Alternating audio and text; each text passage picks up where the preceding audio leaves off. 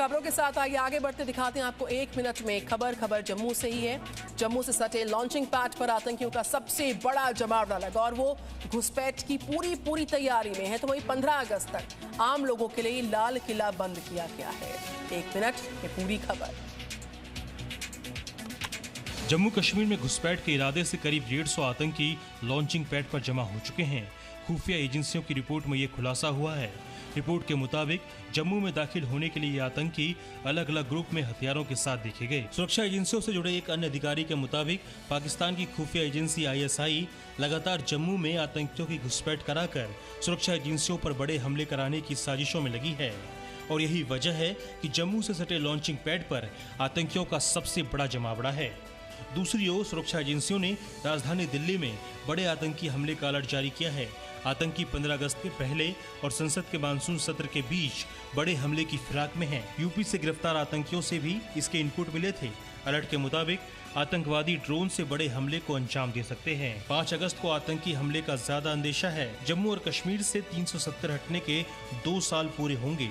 इस अलर्ट के बीच लाल किला आज से 15 अगस्त तक आम लोगों के लिए बंद कर दिया गया है। तो पॉर्न वीडियो केस में कारोबारी राज कुंद्रा को 23 जुलाई तक पुलिस हिरासत में भेज दिया गया।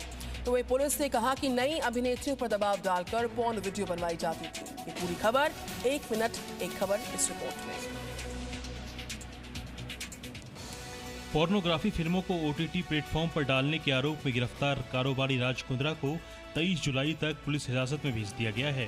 पुलिस ने कहा कि नई अभिनेत्रियों पर दबाव डालकर पॉर्न फिल्में बनाई जाती थी।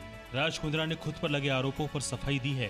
कोर्ट में राज कुंद्रा ने सफाई दी, मैंने हॉटशॉट्स कंपनी प्रदीप बख्शी को $25,000 में बेच दी थी। कंपनी में मेरी कोई हिस्सेदारी नहीं है। लॉयड बैंक के अकाउंट से प्रदीप बख्शी ने भुगतान किया था। हालांकि कंपनी बेचने के दावों के बाद भी राज कुंद्रा हॉटशॉट्स कंपनी के व्हाट्सएप ग्रुप में एक्टिव था। इस चैट में राज कुंद्रा पोर्नोग्राफी फिल्मों से हो रही कमाई की जानकारी ले रहा था। जी न्यूज के पास राज कुंद्रा के चैट्स की एक्सक्लूसिव डिटेल्स हैं। इस पूरे मामले का खुलासा फरवरी 2021 में हुआ, जब पुलिस को शिकायत की गई थी कि कुछ लोग अश्लील फिल्में बनाकर OTT प्लेटफॉर्म पर रिलीज करते हैं। पुलिस ने केस दर्ज कर जांच शुरू की तो इसमें राज कुंद्रा का नाम सामने आया। तो वहीं पंजाब कांग्रेस में अभी भी सब कुछ ठीक ठाक नहीं चल रहा। मुख्यमंत्री के दफ्तर ने भी खुलकर ऐलान कर दिया कि कैप्टन सिद्धू से तभी मिल पाएंगे, मुलाकात तभी हो पाएगी जब सिद्धू सार्वजनिक रूप से माफी मांगने के लिए सामने आएंगे। तो पूरी खबर इस रिपोर्ट में। पंजाब में विधानसभा चुनाव के पहले कांग्रेस की अंदरूनी लड़ाई तेज होती जा रही है। मुख्यमंत्री कैप्टन अमरिंदर सिंह की नाराजगी के बावजूद सोनिया गांधी ने नवजोत सिंह सिद्धू को पंजाब कांग्रेस अध्यक्ष बना तो दिया, लेकिन कैप्टन अभी भी सिद्धू को स्वीकार करने के लिए तैयार नहीं दिख रहे हैं।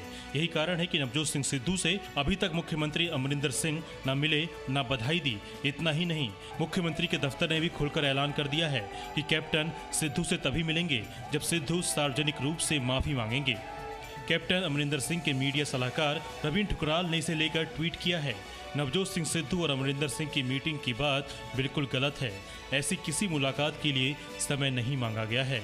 सीएम तब तक सिद्धू से नहीं मिलेंगे जब तक वह सोशल मीडिया पर किए गए निजी अपमानजनक हमलों के लिए सार्वजनिक रूप से कैप्टन से माफी नहीं मांग लेते। जाहिर है सिद्धू को प्रदेश में पार्टी की कमान देने भर से कांग्रेस आला कमान की परेशानी खत्म नहीं हुई है।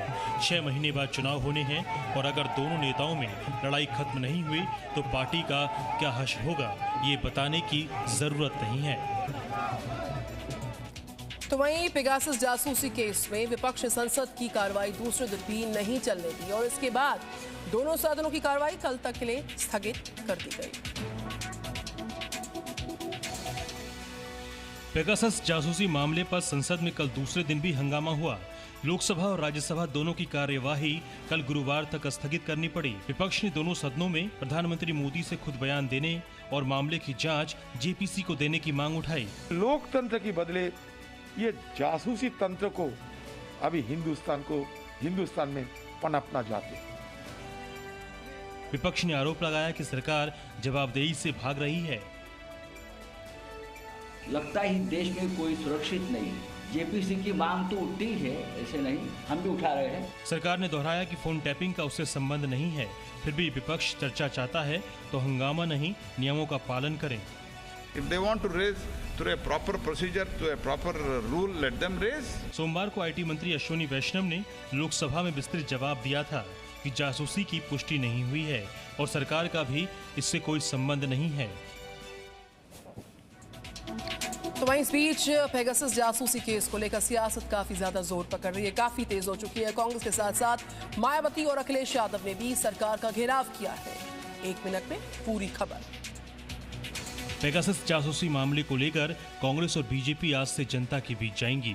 कांग्रेस हर राज्य में प्रेस कॉन्फ्रेंस करेगी। कांग्रेस ने सरकार पर राष्ट्रीय सुरक्षा से खिलवाड़ का आरोप लगाया। बहुत भारी नेशनल सिक्योरिटी थ्रेट है। सरकार ने इस्तेमाल नहीं किया, सरकार की एजेंसी इस्तेमाल नहीं किया और एनएसओ टेक्नोलॉजीज कहती है कि वो उन्हें किसी को बेचते नहीं है, केवल सरकारों को बेचते हैं, तो किसी प्राइवेट सेक्टर को तो बेच नहीं सकते। तो सच्चाई सामने आनी चाहिए। दूसरे विपक्षी दलों ने भी सरकार को घेरा।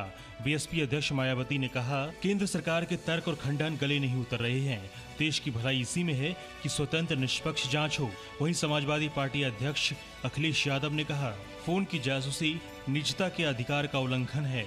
ये लोकतांत्रिक अपराध है, राष्ट्रीय सुरक्षा पर नाकामी है। विपक्ष पर यूपी के मुख्यमंत्री योगी आदित्यनाथ ने पलटवार किया। अपने देश की छवि को लगातार निरंतर धूमिल करना ये विपक्ष के एजेंडे का हिस्सा बन चुका है। बीजेपी संसदीय दल की बैठक में प्रधानमंत्री नरेंद्र मोदी ने कांग्रेस पर तंज कसा और कहा कि 3 राज्य हारकर भी कांग्रेस की नींद खुल न सकी। 1 मिनट में पूरी खबर। मंगलवार को बीजेपी संसदीय दल की बैठक में प्रधानमंत्री नरेंद्र मोदी ने कांग्रेस पर सवाल खड़े किए। प्रधानमंत्री मोदी ने कहा कि कांग्रेस का व्यवहार दुर्भाग्यपूर्ण, गैर जिम्मेदार है। कांग्रेस हमें पचा नहीं पा रही है। कांग्रेस की सोच सत्ता में रहना उनका अधिकार। कांग्रेस को अपने खिसकते जनाधार की फिक्र नहीं। सब जगह से खत्म हो रही है कांग्रेस। कांग्रेस को अपनी नहीं, हमारी चिंता ज्यादा। बंगाल, केरल, असम हारी कांग्रेस, लेकिन नींद नहीं खुली। पीएम मोदी ने सांसदों को मंत्र दिया कि वो सभी कांग्रेस के दुष्प्रचार का मुकाबला करें।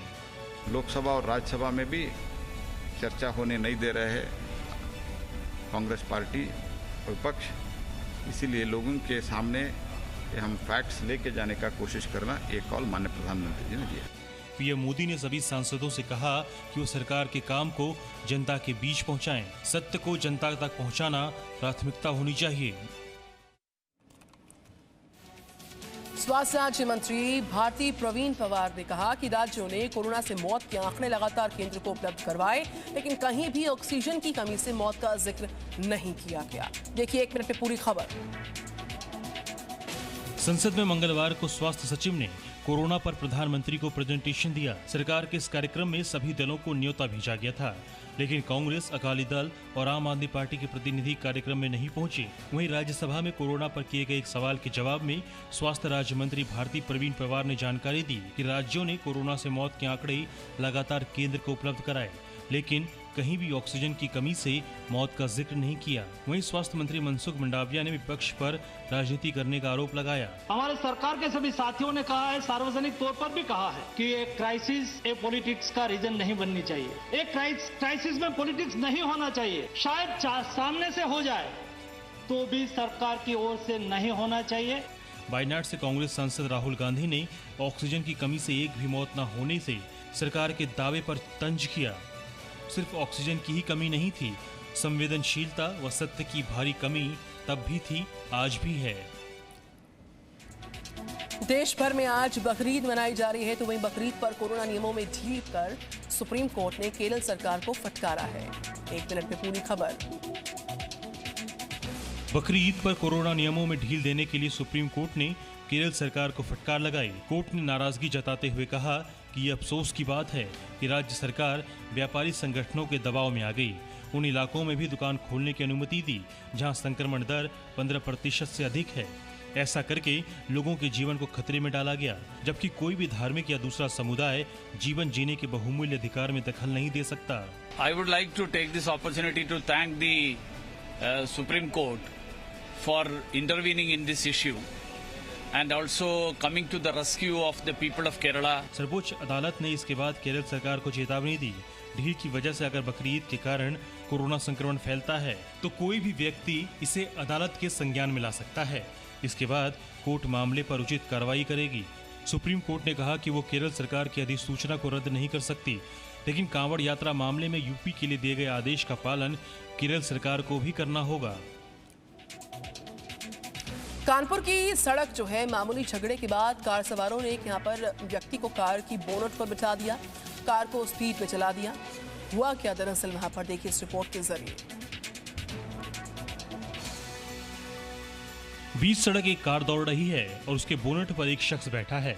11 सेकंड का ये वीडियो ना किसी फिल्मी शूटिंग का है, ना ही किसी स्टंट शो का। ये तस्वीरें यूपी के कानपुर की है, जहां एक कार और डीसीएम की टक्कर हो गई। टक्कर के बाद कार चालक और टेम्पो चालक में कुछ कहासुनी हुई और जिससे गुस्साए कार सवारों ने डीसीएम चालक को कार की बोनट पर बैठाकर कार दौड़ा दी। पुलिस ने लोगों से अपील की कि वो आगे आकर कार चालक की पहचान करते हुए सहयोग करें। मेरा आप सभी लोगों से निवेदन है कि अगर आप लोगों को इस वीडियो में दिख रही गाड़ी या व्यक्ति के बारे में कोई जानकारी हो तो कृपया हमें अवगत कराएं। कुछ ऐसी ही तस्वीरें राजस्थान के जयपुर से सामने आई, जहां कार सवार अंकित अग्रवाल ने गंगालाल प्रजापति नाम के शख्स को टक्कर मार दी। टक्कर मारने के बाद गंगालाल कार की छत पर टंगा रहा और करीब 20 किलोमीटर तक आरोपी बेलगाम कार को दौड़ाता रहा।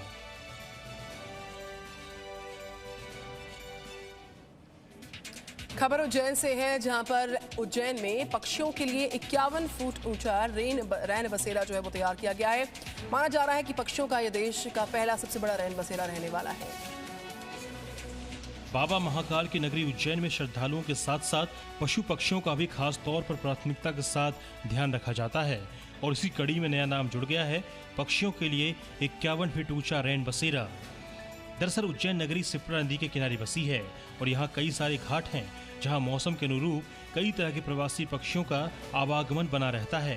ऐसे में तमाम पक्षियों की घाट किनारे देख गुजरात से आए पुरुषोत्तम भाई, ऊका भाई और अमर सोलार ने उनके रहने के लिए घर बनाने का विचार किया, जिसके बाद उन्होंने 51 फीट ऊंचा रैन बसेरा विश्व प्रसिद्ध मंगलनाथ मंदिर में बनवा दिया। इस खूबसूरत रैन बसेरे की खासियत है कि बड़ी संख्या में न सिर्फ पक्षी यहाँ दाना पानी खाएंगे, बल्कि अपना घोंसला बनाकर भी रह सकेंगे। पक्षियों के घर को श्री राम कबूतर घर का नाम दिया गया है। भक्त ने यहाँ आकर देखा पक्षी बहुत मात्रा में थे, तो भावना जगी कि उसके माता पिता की स्मृति में उन्होंने पक्षियों के लिए घर घोंसला बनाया है और ये बहुत खुशी की बात है। Presenting B News app available on Google Play and App Store. Download it now.